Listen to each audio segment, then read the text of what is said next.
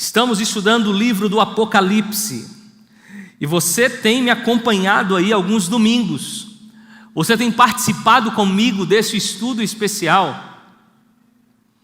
Você tem participado, você tem me ajudado, você tem compartilhado percepções e também tem compartilhado com seus amigos, tem trazido pessoas para mais perto de nós, para que nós possamos avançar, para que nós possamos, de alguma forma, sermos pessoas que vivam nesse tempo com os olhares para o futuro. Por isso, agradeço por você e peço que você, mais uma vez, compartilhe com seus amigos esse link, esse culto, para que juntos possamos crescer. Hoje nós vamos entrar, que eu denominei aqui, nos mistérios de Deus. Até então nós estudamos aí Apocalipse 4 e Apocalipse 5, onde o trono de Deus era o centro, onde as coisas aconteciam, onde o nome de Deus foi glorificado. Apocalipse 5 nós estudamos e falamos um pouco sobre Jesus assumindo o seu papel no trono por merecimento. Jesus assumindo o seu papel no trono, porque ele havia pago um preço alto para isso. E esse preço não deu a ele simplesmente a autoridade de sentar no trono, deu-lhe também a autoridade de tomar o livro e abrir os selos que estavam ali, impedindo com que o livro fosse aberto. Então a gente vem para Apocalipse capítulo 6, e Jesus então toma o livro e ele começa a desenrolar, ele começa a quebrar os selos daquele livro. É importante dizer que o tema do Apocalipse 6 e 8, onde conclui o sétimo selo, não é que Jesus ainda abriu o livro. O conteúdo de Apocalipse 6 e 8 não é o livro em si. Nós vamos estudar o conteúdo do livro em breve. Futuramente nós vamos estudar esse conteúdo. Mas hoje os 7 selos são 7 períodos, 7 acontecimentos da vida de Jesus, do tempo e da história cristã. Para ficar mais claro para você, os 7 selos, eles começam no período da cruz e vão até a volta de Jesus. E eu dividi esse momento em 4 partes. E eu quero que você aí possa me ajudar. Estou tendo um probleminha aqui no controle, ok? Foi. Apocalipse aí, capítulos 1, ou melhor, os selos 1 e 4, está aí na sua tela. Eu coloquei aqui um resuminho. Eles são, na verdade, o meio que Deus usa para manter o seu povo no caminho certo. O selo 5, o povo de Deus ferido e martirizado por inimigos hostis. O selo 6, Deus vem em julgamento contra aqueles que prejudicaram seu povo. Esse é o resumo, este é o background, este é a estrutura, esta é a base desses 7 selos. Se você quiser, pode fazer um print para você salvar isso aí, para que você possa talvez anotar na sua Bíblia um resumo básico dos 7 selos. É importante também dizer para você que os 7 selos, eles são paralelos às 7 igrejas e posteriormente às 7 trombetas. Curiosamente, parece que Jesus aqui e Deus, ao passar essa informação a João, Deus está repetindo informações. De fato, algumas informações podem parecer repetitivas, mas elas não são repetitivas, porque são eventos diferentes dentro do mesmo período. Por isso nós consideramos esse ponto como sendo paralelo. Como eu disse, eu divido esse tema em 4 partes: os 4 primeiros selos, o 5º selo, o 6º selo e o 7º selo, ok? Vou pedir o pessoal que me ajude a passar. Estamos aqui com um probleminha, tá certo? nos nossos slides, mas vamos tentar corrigir isso aqui para a gente ficar com isso mais dinâmico, ok? Mas vamos lá. Nós temos aí primeiro selo, segundo selo, terceiro selo, quarto selo, ambos trazendo uma mesma repetição, ambos falando de cavalos, cavaleiros, e cada cavaleiro com uma personalidade, com uma ação diferente no meio do povo.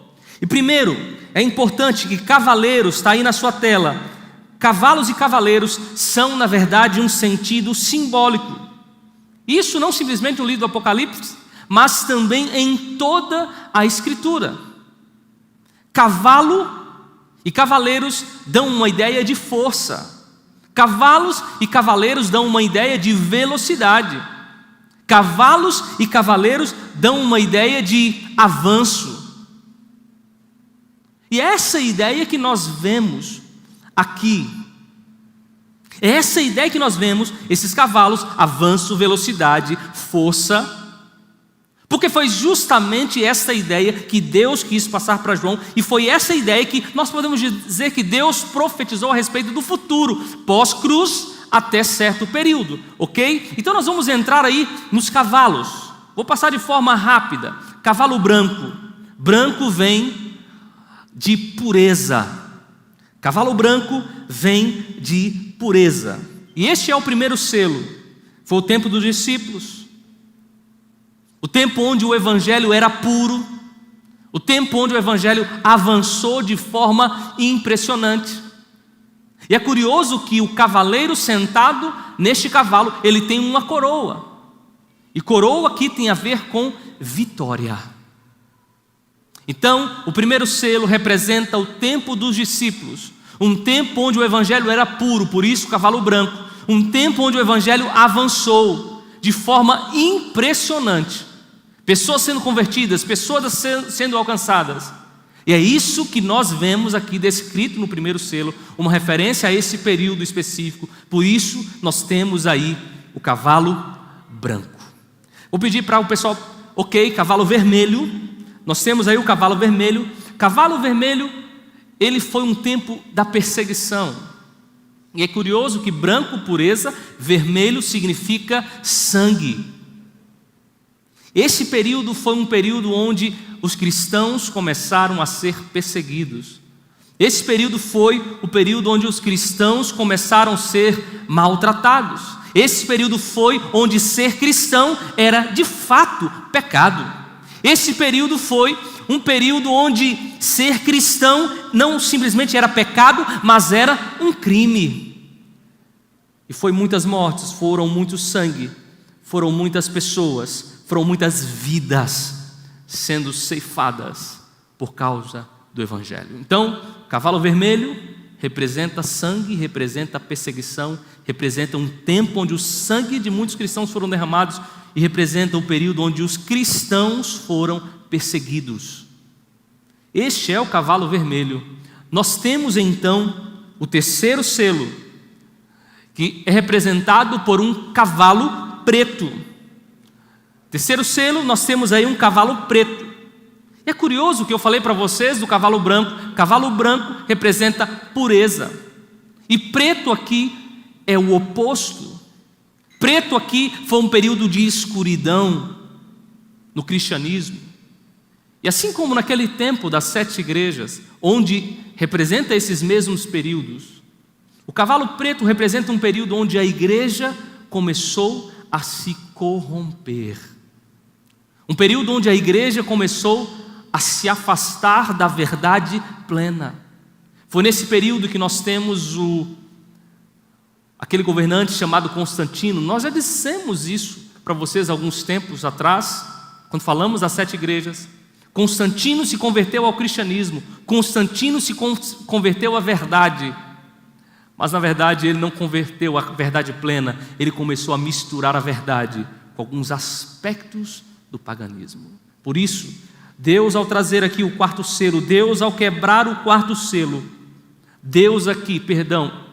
terceiro selo, Deus aqui está representando um período onde o cristianismo estaria morto, onde o cristianismo estaria perdido. Diz a história que Constantino um dia com seu exército levou o exército para um rio e colocou todos os soldados: a partir de hoje vocês vão se batizar e vão se tornar todos cristãos. Pessoas que, tá bom, o rei está mandando, o governante está mandando, eu vou ser um cristão. Então esse foi um período difícil, esse foi um período complexo. E é curioso que, se você ler aqui um pouquinho sobre o terceiro selo, o cavalo preto, versículo 6 do capítulo 6, o apóstolo João diz: olha, e ouvi uma como que voz no meio dos 4 seres viventes, dizendo: uma medida de trigo por 1 denário, 3 medidas de cevada por 1 denário, e não danifiques o azeite e o vinho. Então, claramente, quando o apóstolo usa aqui a palavra balança, claramente ele utiliza aqui algumas palavras a respeito de recursos, 3 medidas de cevada por 1 dinheiro. Na verdade, ele está começando a dizer que coisas do cristianismo começaram a ser comercializadas. E claramente usa aqui algumas palavras referentes ao pão, trigo, cevada. Deus havia ordenado que o pão da vida devia ser de graça, mas agora eles estavam vendendo essas coisas. Em outras palavras, a religião durante o período de Constantino, a religião durante o período do cavalo preto, a religião durante o terceiro selo, ela se transformou em um negócio. Compra de indulgências, compra de outras coisas. De fato, um período de escuridão. De fato, um período problemático. De fato, um período onde o cristianismo se corrompeu. E é curioso que isso começou a perdurar, isso começou a ser perpetuado, e até os dias de hoje, não é? Muitas pessoas ainda continuam comercializando o evangelho. Muitas pessoas começam e continuam vendendo coisas que unicamente devem ser de graça. Então este foi o período do cavalo preto, período de escuridão. Então vem, eu acabei esquecendo, é importante citar algumas coisas que começaram a acontecer nesse período. Ano 321, decreto para adorar no domingo. Foi nesse período de Constantino que o domingo foi adorado. Na Bíblia nós não temos nenhuma referência de que o domingo deveria ser adorado. Na Bíblia nós não temos nenhuma referência de que o domingo é o dia do Senhor. E é tanto de que os primeiros apóstolos não adoraram no domingo, é tanto que os primeiros apóstolos não guardaram o domingo. E isso começou justamente no período do cavalo preto, um período de corrupção, um período onde a verdade, um período onde a mensagem começou a ser corrompida. 364, concílio de Laodiceia oficializa a guarda do domingo. 370, começo da adoração aos santos. Ano 400, oração pelos mortos. E ano 530, dogma do purgatório. O terceiro selo representa esse período escuro. O terceiro selo representa esse período onde a adoração começou a ser corrompida e mudada por umas coisas. É curioso que o apóstolo Paulo já disse, não é? O apóstolo Paulo já profetizou acerca do tempo em que se mudariam as doutrinas por um processo de paganização. É só fazer um print e conferir os textos que eu estou mostrando aí na tela, tá certo? Paulo profetizou que haveria um tempo, e nós vemos claramente que isso começou no terceiro selo, onde o cavalo preto representa escuridão, corrupção. Então, amigos, depois do cavalo preto vem o cavalo amarelo. E é curioso que, apesar de a palavra na nossa língua portuguesa ser amarelo, a palavra no original, ela na verdade parece com cinza, algo sem cor, algo apático. Em outras palavras, algo que mais se assemelha à morte do que à vida. Então o cavalo amarelo representa morte. O cavalo amarelo representa um período onde a igreja de Deus, ela não estava viva. Um período onde a igreja de Deus, ela estava morta. Foi um período onde a igreja de Deus estava sem vida. Foi um período que intensificou o cavalo preto. Um período onde a igreja continuou se afundando, onde os cristãos, ou melhor, os verdadeiros cristãos, tiveram que começar a fugir, porque estavam sendo perseguidos, porque adoravam e criam na palavra de Deus. Curioso que nesse período, amigos, não era cristãos perseguindo pagãos. Nesse período era cristãos perseguindo cristãos. Foi um período de morte, um período onde os cristãos começaram a ser torturados, um período onde os cristãos verdadeiros começaram a ser queimados vivos por causa da pregação do Evangelho. Curioso isso, não é? Cristãos perseguindo cristãos, cristãos perseguindo cristãos porque liam a Bíblia, cristãos perseguindo cristãos porque adoravam a Deus. E eu trouxe mais algumas datas ainda importantes nesse período do cavalo amarelo, onde a igreja estava se afundando. Ano 988, instituiu-se o Dia dos Mortos. Isso não é bíblico. 1184, instituída a Inquisição.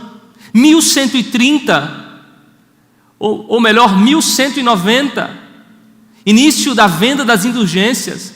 1216, instituída a confissão auricular. 1229, proibida a leitura da Bíblia. 1563, Concílio de Trento decide que a tradição estava acima de tudo. Em outras palavras, o cristianismo começou a valorizar a tradição em detrimento da verdade. Cristãos estavam sendo perseguidos porque liam a Bíblia. Cristãos estavam sendo perseguidos porque questionavam verdades bíblicas, como eu disse, o Dia dos Mortos. Isso não é bíblico, isso é tradição. Amigos, um período de obscuridade, e Deus vai trazendo tudo isso aqui. Deus vai nos revelando todas essas coisas, de alguma forma, para nos alertar. É curioso, amigos, que esses 4 cavaleiros, esses 4 selos, representam a vitoriosa propagação do Evangelho, mas também as consequências em rejeitar o Evangelho. Esses 4 cavaleiros, eles têm uma aplicação histórica no tempo, mas também têm uma aplicação profética também no tempo. Os 4 cavaleiros representam claramente pessoas que aceitaram o Evangelho e foram vitoriosas, mesmo sendo perseguidas, e pessoas que rejeitaram o Evangelho. Esses 4 cavaleiros, amigos, podem também retratar realidades gerais, ou seja, eles descrevem o que cada pessoa experimenta quando confrontada com o Evangelho. Quando uma pessoa aceita a mensagem da verdade, ela experimenta plenitude e bênção, e a alegria da salvação, resultado do relacionamento com Deus. Por outro lado, os 4 cavaleiros também representam que aqueles que rejeitam o Evangelho, aqueles que rejeitam a verdade, sempre sofrerão morte espiritual, declínio espiritual e, por fim, morte eterna.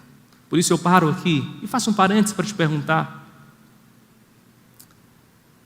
você tem aceito a verdade? Você tem vivido pela verdade? Ou você tem vivido por outra coisa que não seja a verdade? Nessa noite Deus está te confrontando com a verdade. Nessa noite Deus está te mostrando a verdade.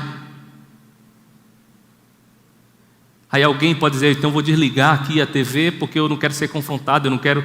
Deus vai respeitar o tempo de ignorância. Não, você já está sendo confrontado com a verdade.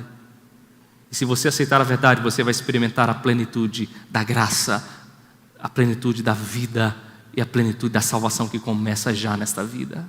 Mas se você rejeitar a verdade, que é o Evangelho, meu amigo, você vai sofrer fome espiritual e você vai sofrer morte eterna. Ainda um ponto que eu preciso destacar sobre essa mensagem dos 4 selos: elas também apontam para o tempo do fim. Na verdade, não o tempo do fim, os tempos finais. Eu faço essa ponderação porque nós já estamos vivendo o tempo do fim. Mas como assim, pastor? Esses 4 cavalos representam esse período final? Sim. Por que eles representam? Porque, amigos, o mundo viverá um momento de grande final, onde haverá a proclamação do Evangelho. Iniciado pela chuva serôdia, o Evangelho irá ao mundo e será proclamado por meio do remanescente fiel, como cavalo branco, em seu poder total e final. Toda a terra será então iluminada com sua glória. Mas os cavalos subsequentes representam sangue, destruição. Alguns serão perseguidos por tentar proclamar o Evangelho. Alguns começarão a valorizar a tradição em vez da palavra, e o resultado será morte eterna. Por isso esse é o momento de você pensar. Por isso Deus trouxe o livro do Apocalipse, que claramente definem e mostram para nós de um Deus que está no controle, de um Deus que está conduzindo a história, de um Deus que está tentando confrontar você e eu com a verdade. Amigos, vamos seguindo. 5º selo. Acabei me esquecendo, só um resumo para que você também faça um print. Cavalo branco, proclamação do Evangelho ao mundo. Cavalo vermelho, retrata a oposição ao Evangelho. Cavalo preto, escuridão e fome da palavra de Deus. Cavalo amarelo, morte espiritual. Então nós entramos no 5º selo. Foi o tempo dos mártires. Um tempo onde sangue inocente foi derramado. E é curioso, só para eu dizer para você, cada cavalo, cada selo, ele inicia um processo do selo subsequente. No 4º selo já começou a haver perseguição, mas especificamente no período do 5º selo, onde pessoas começaram a ser martirizadas com mais intensidade. E é curioso que aparece aqui a expressão sangue, a voz de sangue. E a mesma expressão se refere ao tempo de Abel. E lá em Gênesis capítulo 4, verso 2, o sangue de Abel clama por vingança. Assim, o apelo dos mártires na cena do 5º selo representa o apelo do povo sofredor de Deus ao longo da história, deste tempo, desde o tempo de Abel até o tempo em que Deus julgará e vingará o sangue de seus servos sobre os seus inimigos. Amigos, aqui no 5º selo, o período onde as pessoas estavam sendo martirizadas, havia um clamor daqueles por vingança. Não vingança para que aquelas pessoas pudessem ser perdidas, mas vingança para que a vontade de Deus e a verdade de Deus pudesse prevalecer. Foi um período intenso, um período de grandes clamores. E é isso que nós vemos aqui no 5º selo. Clamaram em grande voz, dizendo: até quando, ó soberano Senhor, santo e verdadeiro, não julgas nem vingas o nosso sangue dos que habitam sobre a terra? Até quando? É curioso, amigos, que a resposta de Deus não foi a vingança. A resposta de Deus foi um manto branco. E o manto branco aqui, amigos, representam que Deus estava dando para aquelas pessoas não a vida.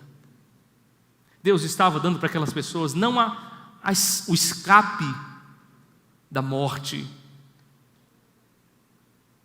mas Deus deu o manto, querendo dizer: vocês vão morrer, mas a salvação de vocês está garantida. Este foi o período do 5º selo. É curioso que diz que em um concílio daquela época, os cristãos daquela época, era impossível ver alguém que não tivesse uma marca, sem um dedo, sem um olho, com uma cicatriz.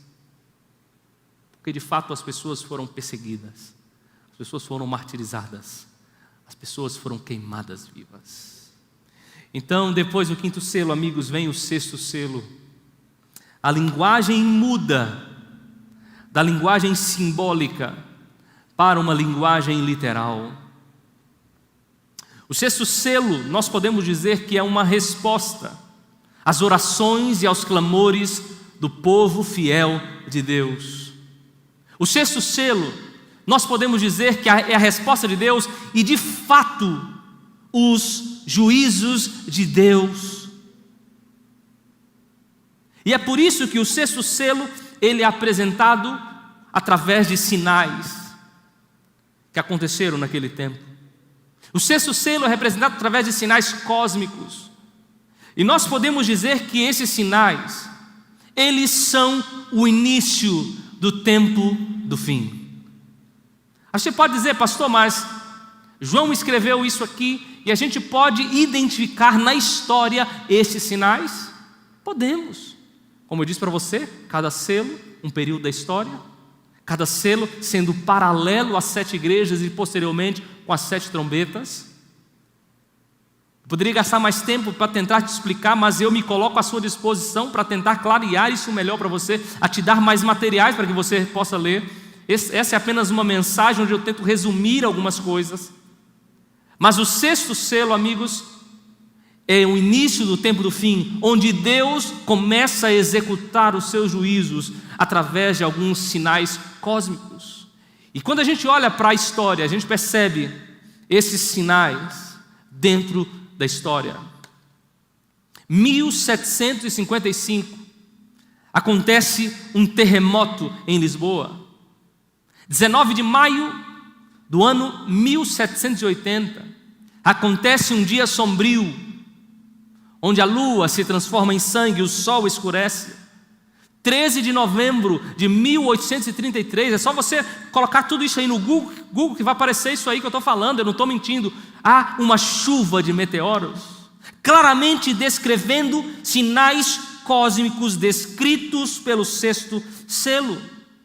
Claramente descrevendo sinais cósmicos de intervenção divina no mundo, claramente descrevendo sinais cósmicos onde Deus começa a agir em resposta às orações e aos clamores dos santos no capítulo 5.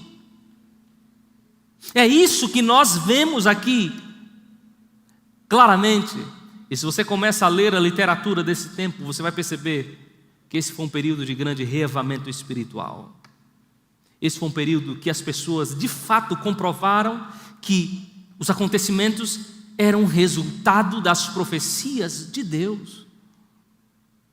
Então Deus, mais uma vez, mostrando para nós que Ele está no controle, que Ele está conduzindo, que Ele está mobilizando a história do mundo. Deus aqui no sexto selo, e eu volto para relembrar a você, a linguagem muda. Há uma resposta às orações dos fiéis apresentados no quinto selo. Aqui nós temos os sinais cósmicos e aqui nós temos os juízos de Deus que começam a ser intensificados e ativados na história humana.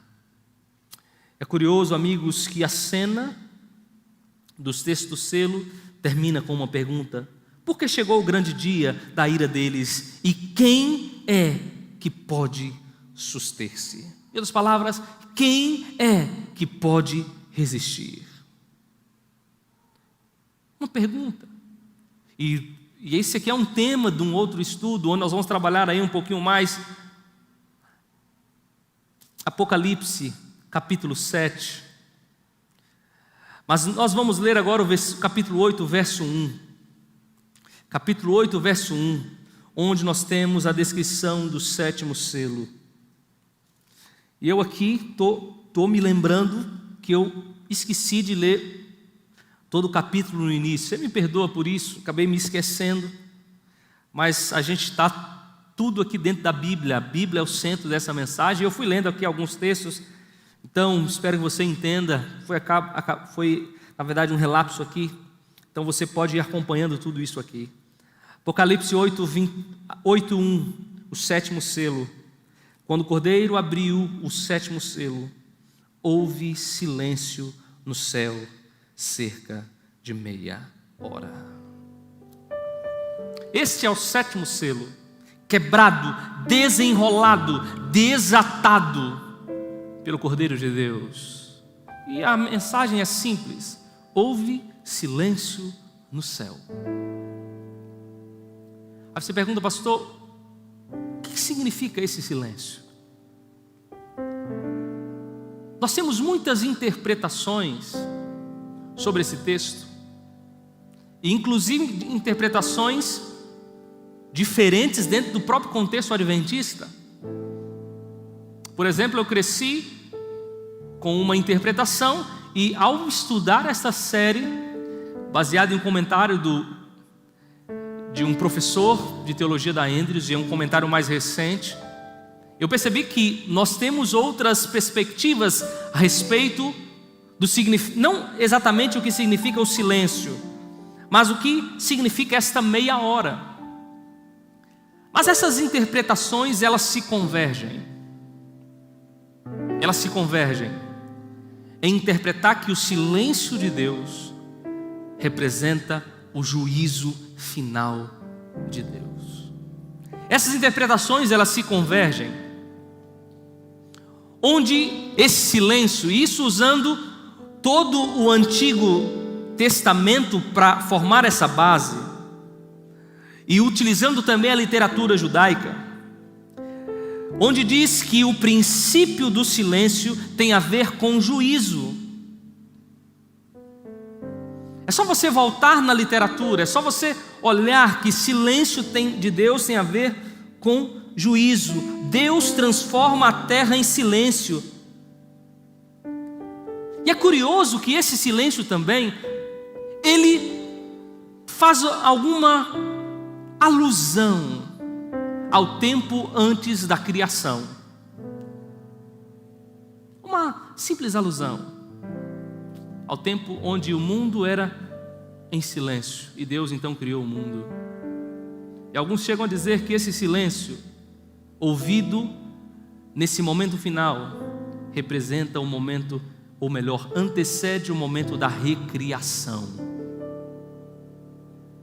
onde Deus vai recriar o mundo, onde Deus vai restaurar tudo para a honra e glória dele. Mas todas essas interpretações também convergem que o silêncio representa o céu, que nesse exato momento Deus sai do seu trono juntamente com seus anjos em direção à terra para buscar os filhos de Deus. Esse silêncio representa sim juízo, onde Deus está saindo da terra, os seus anjos do céu saem da terra, do céu em direção à terra, e o céu fica vazio, porque Deus está em direção à terra para buscar os seus filhos. Eu não sei se você se arrepia, mas eu aqui acabei de me arrepiar. Nesse assunto, nesse tema, nesse sétimo selo, Deus saindo do céu em direção à terra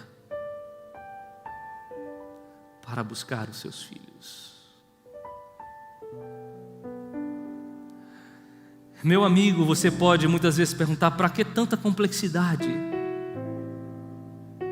Sim, muitas vezes parece complexo, mas por trás dessa complexidade há uma esperança para mim e para você. Apocalipse 6 e 7, onde nós temos os 7 selos. Deus nos envia uma mensagem poderosa. Deus envia aos seus filhos uma mensagem. Deus envia aqueles que estão sendo oprimidos. Deus envia uma mensagem para aqueles que estão sendo aflitos. E essa mensagem começa, como eu disse no início, desde a cruz e aponta para a segunda vinda. Deus aqui está nos enviando uma mensagem para aqueles filhos que experimentarão provações, para aqueles filhos que enfrentarão sofrimento neste mundo, mas nos trazendo uma forte esperança. Amigos, como disse David Marshall, a revelação não recua da vida real, retrata a vida como ela realmente é, mas também nos dá a esperança de uma vida eterna. Que Deus, há silêncio no céu, porque Deus está vindo buscar. Apocalipse capítulo 7 claramente descreve esse período. Eu trouxe aqui a título de informação a respeito dos 30 minutos. Essa é uma interpretação mais usada dos 30 minutos, onde nós aplicamos o princípio de ano. Apesar de nós termos algumas pequenas divergências que não comprometem a mensagem, tá certo? Trouxe apenas a título de informação, está aí na sua tela, tá bom? Que representa um período final de uma semana, que seria esse período onde Deus sai do céu, busca os seus filhos e volta para o céu, tá certo? E por último, amigos, eu termino com um último paralelo bíblico que nós vemos aqui nos 7 selos. E o paralelo claramente é Mateus capítulo 24, Marcos capítulo 13 e Lucas capítulo 21, onde Jesus faz um discurso apocalíptico, onde Jesus faz um discurso onde ele descreve tudo que foi descrito nos 7 selos aqui por João. E esse paralelo é fantástico. E eu peguei apenas Mateus 24, porque Marcos e Lucas descrevem o mesmo assunto. Mateus 24, de 4 a 14, representa as realidades gerais da era cristã, justamente o que é descrito em Apocalipse 6, 1 a 8. Mateus 24, 15 a 28, a grande tribulação do povo de Deus, é o que acontece em Apocalipse 6, do 9 a 11. E Mateus 24, 29 a 31, apresentam os sinais específicos da segunda vinda de Cristo, semelhante a Apocalipse capítulo 6, verso 17. Aí você pergunta, pastor, por que tudo isso? Por que Deus reafirmou constantemente essas coisas? Por que Deus reafirmou constantemente sobre esses pontos? Por que Deus constantemente reafirmou sobre e passou pela linha do tempo? Por que, pastor? Na verdade, Deus só tem um propósito, meu amigo, com tudo isso. E eu aqui só tenho um propósito também ao trazer essas mensagens para vocês. E o propósito é único. Esses sinais foram deixados, este livro foi deixado para que eu e você não percamos de vista o retorno de Cristo. Essas mensagens e esses textos bíblicos foram deixados para que eu e você não nos desviemos do caminho certo que nos conduzirá à vida eterna. Meu querido amigo, a volta de Cristo, ela é real. E é isso que nós vemos aqui. A volta de Cristo é clara. Por isso eu pergunto para você, você quer ir para o céu? Você quer herdar a vida eterna?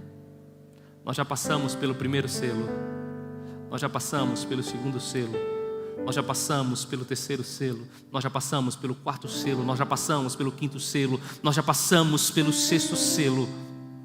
Só está faltando o 7º selo.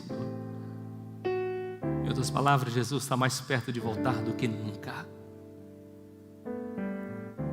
O céu já está quase ficando em silêncio.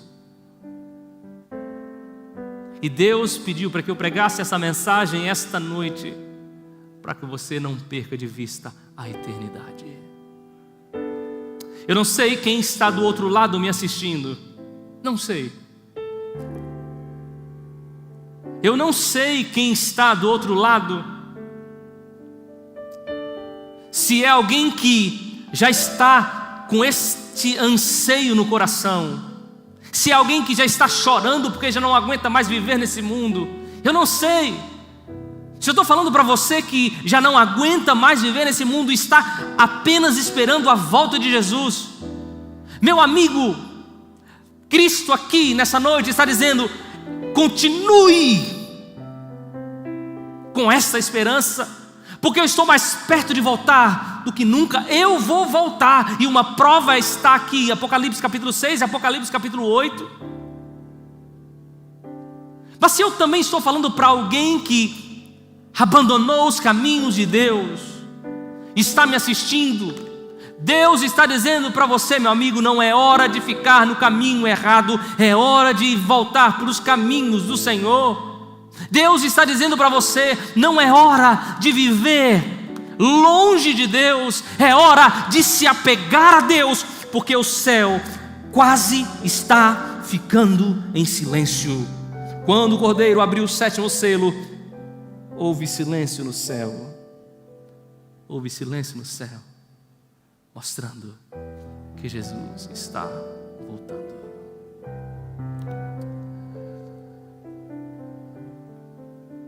Não confie nas coisas desse mundo. Não invista nas coisas desse mundo. Não gaste tempo com as coisas desse mundo, porque Jesus está voltando. Amigos, falar sobre a volta de Jesus é tremendo.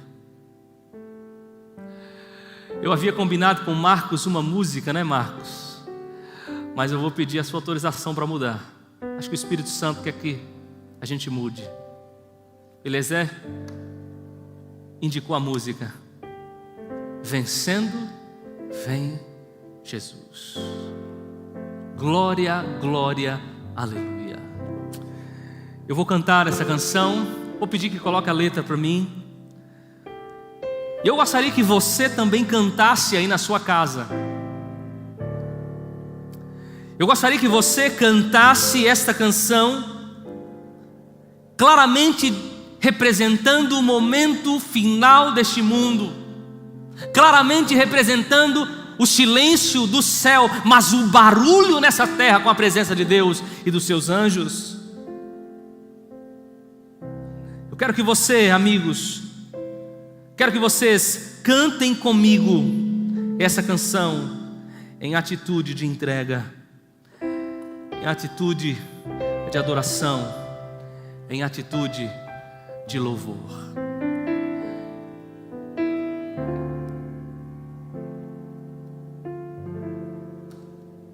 Você que está aí na sua casa, cante comigo. Já refúgio a glória eterna de Jesus, o Rei dos Reis. Breve os reinos deste mundo ouvirão as suas leis, os sinais da sua vinda, mas se mostram cada vez vencendo. Vem Jesus, cante comigo, glória, glória. Glória, glória, aleluia. Glória, glória, aleluia. Cante na sua casa. Glória, glória, aleluia. Vencendo, vem Jesus, amém. O clarim que chama os crentes, a batalha já soou. Cristo à frente do seu povo, multidões já conquistou. O inimigo em retirada, seu furor patenteou. Vencendo, vem Jesus. Se você está em família, cante junto. Glória, glória, aleluia. Glória, glória, aleluia. Glória, glória, aleluia. Vencendo, vem Jesus. E olha o silêncio, e por fim, entronizado, as nações hão de de julgar todos grandes e pequenos. O juiz hão de encarar, e os remidos triunfantes em fulgor patenteou, vencendo, vem Jesus. Abrace a sua família. Em casa você pode abraçar. Glória, glória, aleluia. Glória, glória, aleluia. Glória, glória, aleluia. Vencendo, vem Jesus. Só você em casa. Glória, glória, aleluia. Cante. Feche seus olhos e cante. Sinta esse momento. Glória, glória, aleluia. Glória, glória, aleluia. Vencido tem Jesus. Amém? Amém. A vitória já é certa. A volta de Jesus já é certa. Por isso, o que você quer? Quer ir para o céu? Só diga aí, eu quero. Você quer se preparar para ir para o céu? Diga, eu quero. Você quer viver mais para Deus do que para si? Diga, eu quero. Nós não aguentamos nesse mundo. Nós estamos clamando como aqueles que clamaram ali no sexto selo. A resposta final virá com a volta de Jesus. Amém? Feche seus olhos, vamos orar.